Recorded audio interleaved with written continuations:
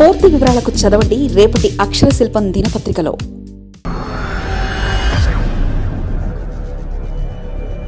CM Ramesh కు శత్రువులు ఎక్కడో లేరుగా. అనకాపల్లి పార్లమెంట్ సభ్యుడు సీఎం రమేష్ ఆంధ్రప్రదేశ్ కు చెందిన నేత. అయితే ఆయనకు బీజేపీలోనే శత్రువులు తయారైనట్లు కనబడుతుంది. సీఎం రమేష్ వ్యవహార శైలిని సహచర పార్లమెంట్ సభ్యుడు ఎండగట్టడం ఇప్పుడు రాజకీయంగా చర్చనీయాంశమైంది. దీంతో సీఎం రమేష్ కు ప్రత్యర్థులు ఎక్కడో లేరని, సొంత పార్టీలోనే ఉన్నారన్న విషయం మరోసారి అర్థమైంది. సీఎం రమేష్ కడప జిల్లాకు చెందిన నేత, పారిశ్రామికవేత్త. ఆయన టీడీపీ రాజ్యసభ సభ్యుడిగా ఉండి 2019లో ఏపీలో పార్టీ ఓటమి పాలు కాగానే బీజేపీలో చేరారు. సీఎం రమేష్ బీజేపీలోకి వచ్చి నిండా 5 ఏళ్లు గడిచాయి. 5 ఏళ్ల కాలంలో తాను బీజేపీలో ముఖ్యుడని బిల్డప్ ఇచ్చుకోవడం ఏంటని అదే పార్టీకి చెందిన బీజేపీ ఎంపీ పరువు తీశారు. నిజామాబాద్ పార్లమెంట్ సభ్యుడు ధర్మపురి అరవింద్ ఇప్పటికి 2 సార్లు బీజేపీ ఎంపీగా గెలిచారు. ఆయన తన తండ్రి ధర్మపురి శ్రీనివాస్ కాంగ్రెస్లో ఉన్నా బీఆర్ఎస్లో ఉన్నప్పటికీ అరవింద్ బీజేపీని ఎంచుకున్నారు. నిజామాబాద్ టికెట్ను పొంది 2019, 2024లో ఎన్నికల్లో విజయం సాధించారు.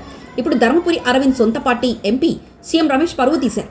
ఒక టీవీ ఛానల్లో ఆయన మాట్లాడుతూ సీఎం రమేష్కు అంత సీన్ లేదని తేల్చి చెప్పడం ఇప్పుడు తెలంగాణలోనే కాదు, ఏపీలోనూ చర్చనీయాంశమైంది. సీఎం రమేష్ ఇటీవల బీఆర్ఎస్ వర్కింగ్ ప్రెసిడెంట్ కేటీఆర్ పై విమర్శలు చేశారు.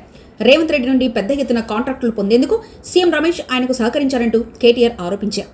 దీనిపై సీఎం రమేష్ మాట్లాడుతూ బీజేపీలో బీఆర్ఎస్ను విలీనం చేయడానికి కేటీఆర్ తన వద్దకొచ్చారని, తాను అది పెద్దలు తీసుకోవాల్సిన నిర్ణయమని చెప్పానని అన్నారు. తాను గతంలో కేటీఆర్ గెలుపు కోసం నిధులు కూడా ఇచ్చానని సీఎం రమేష్ బహిరంగంగానే చెప్పారు. అయితే ధర్మపురి అరవింద్ మాత్రం సీఎం రమేష్ వ్యాఖ్యలను ఖండించారు. బీజేపీలో బీఆర్ఎస్ విలీన ప్రతిపాదన ఏదీ లేదని అరవింద్ తేల్చి చెప్పారు.